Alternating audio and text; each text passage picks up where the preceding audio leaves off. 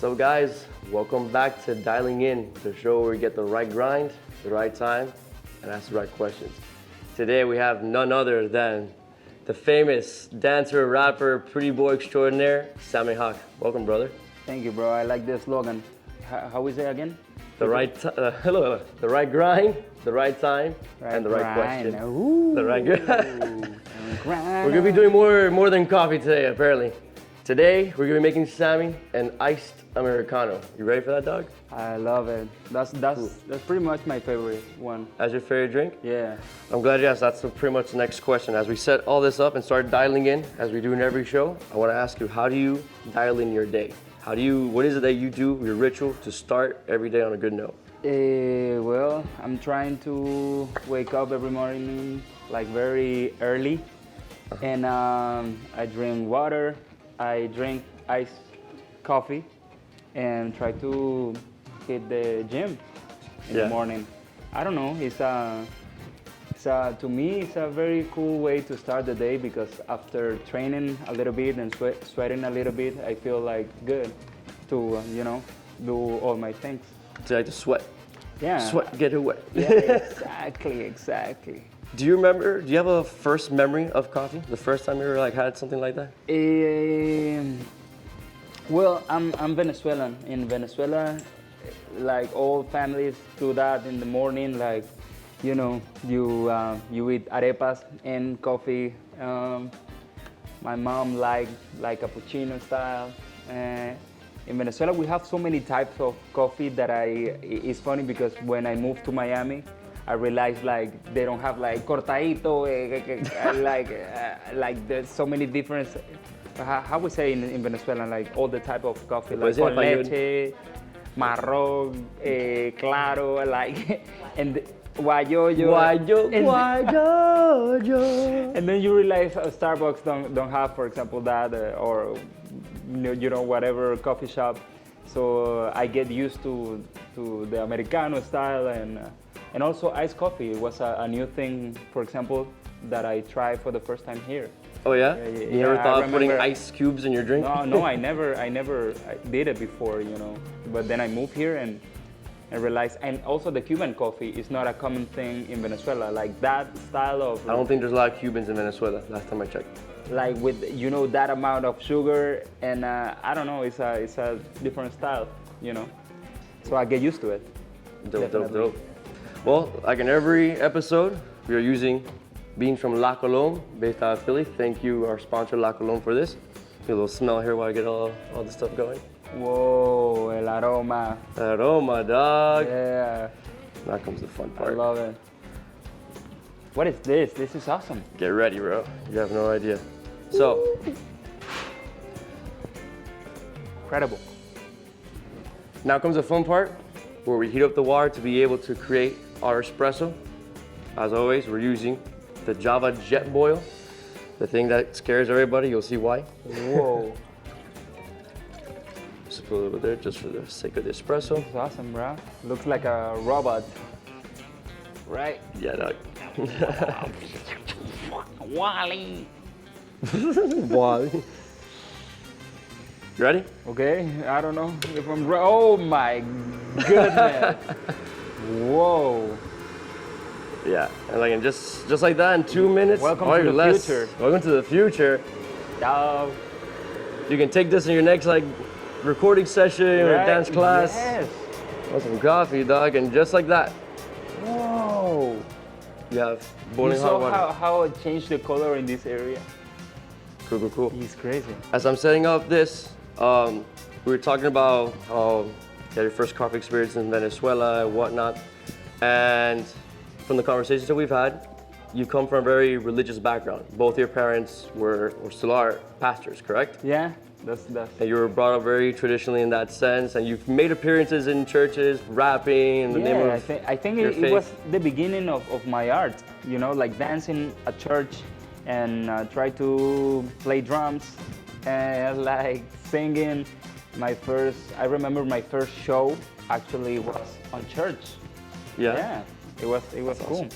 Yeah. So my question to you is, based on that upbringing, how has being involved with the church your parents raising you the way they did influenced you as an artist, as a dancer, as a rapper? Well, they have everything at my church. For example, my mom used to do a lot of plays, for kids, and we used to invite a lot of Christian singers, like famous ones, and I don't know, we invite them to church, and I get inspired to so many gospel music also. You like gospel? I love gospel. To me, it's crazy. It's like when you see a James Brown movie, you see like literally he raised with like gospel music, and then he gets inspired by that type of music, like R&B. I used to hear a lot of Kirk Franklin. Have you heard? Of course. He is awesome. So I started to think like, oh, maybe I can do something like this, and I started with do Christian rap, and then I started battling in the streets when I discovered freestyle and rap music. I started to battling a lot in squares and parks with my friends after school. With pastors battling their. No, but that was low key kind of, because obviously my dad in the beginning it was like, oh, this is not Christian music. It's the devil's music. Exactly. But my mom all the time like support me.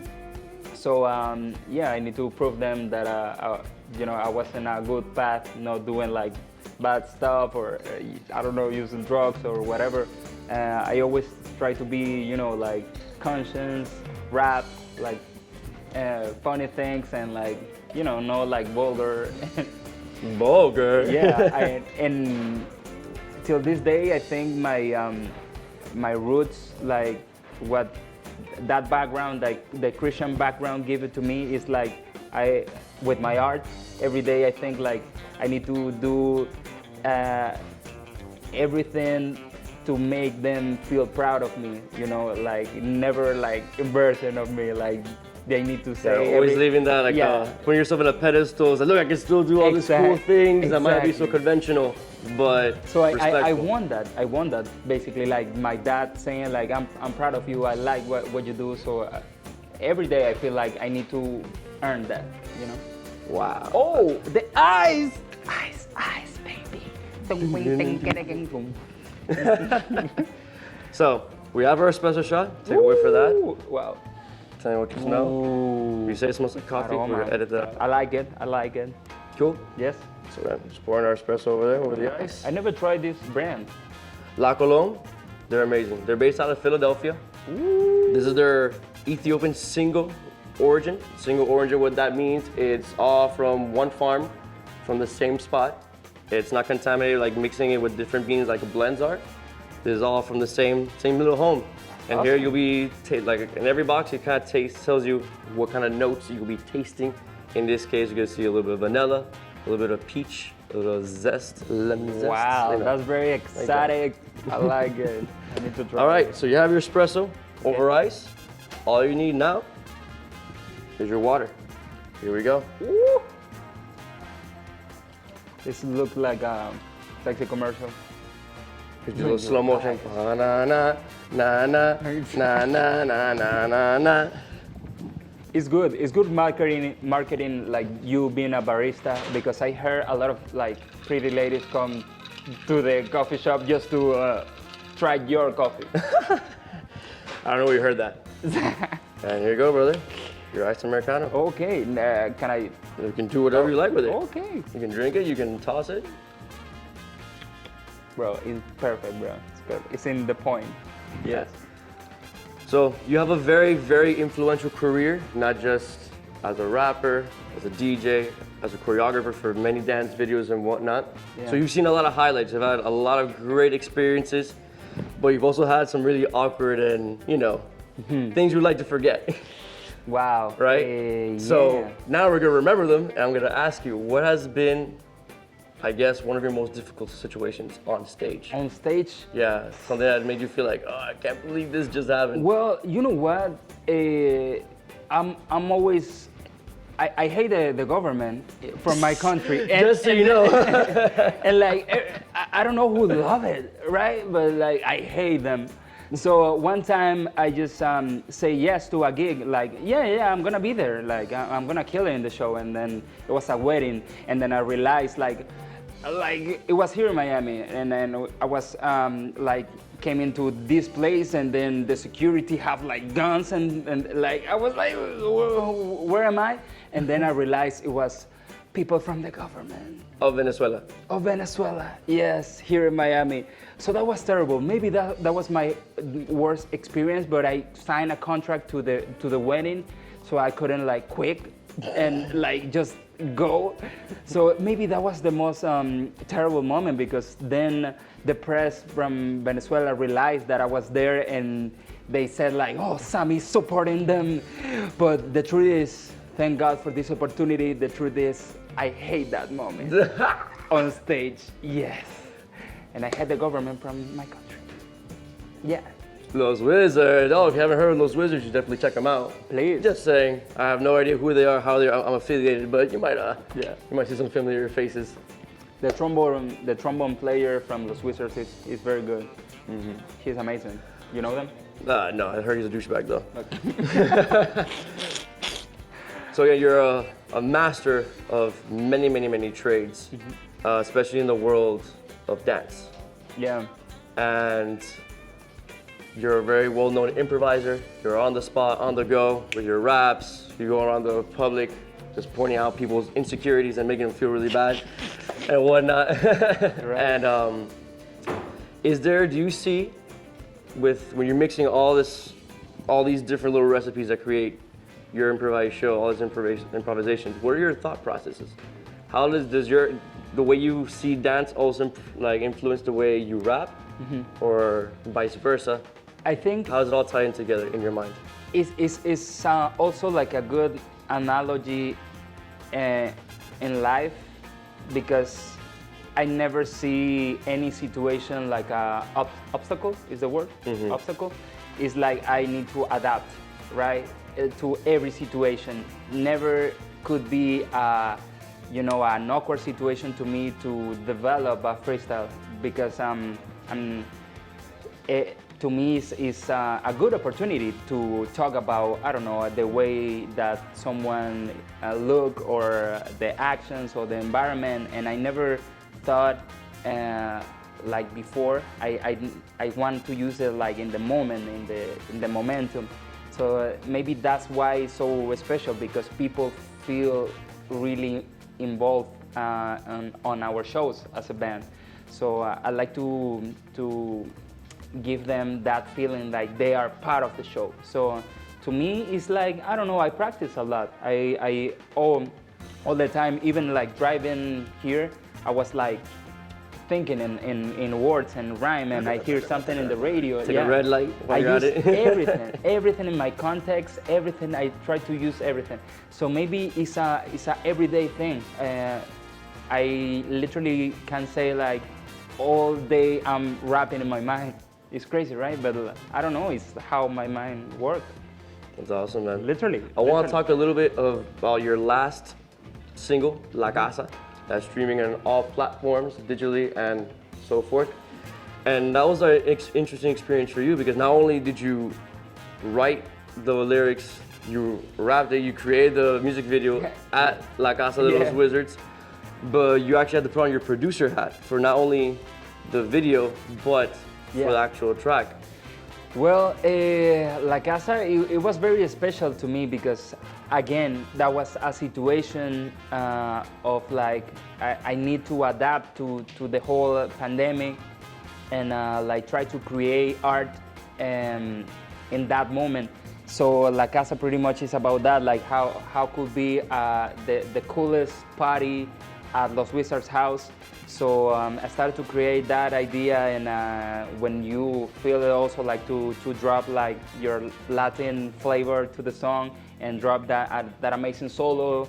Pretty much the whole idea was your line in the trombone to create the chorus, and it was very, very good. And then I don't know, I wasn't expecting so much for the song, but a lot of people relate, and a lot of people like comment, like say like, how cool is I need to visit your house one day after all this Corona thing.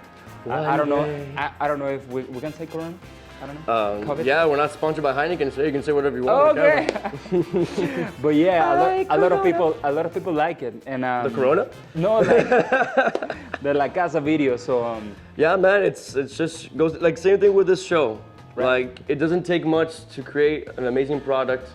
Whether you have a crazy budget, low budget, it all comes with the mindset and the Right. creativity behind it. But I think that happened a lot in this year. A lot of people realize new talents or like starting to be like curious about another things, and you need to be creative when you cannot. For example, us as a band, like so there's no shows anymore. So what we can do? So we finish our album because of it.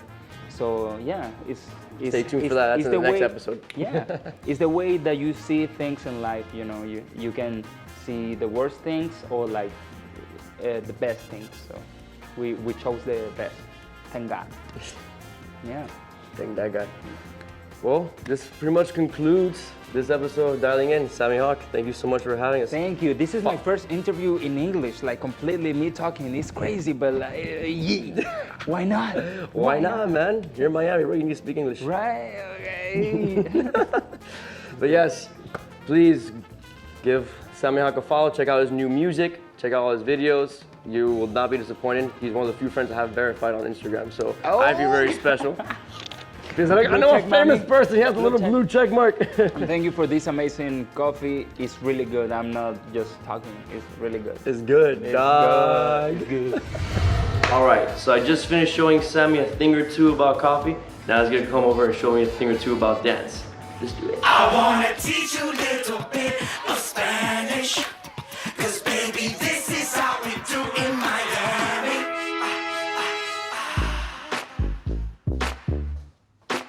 Yeah, es otra noche aquí en Miami City.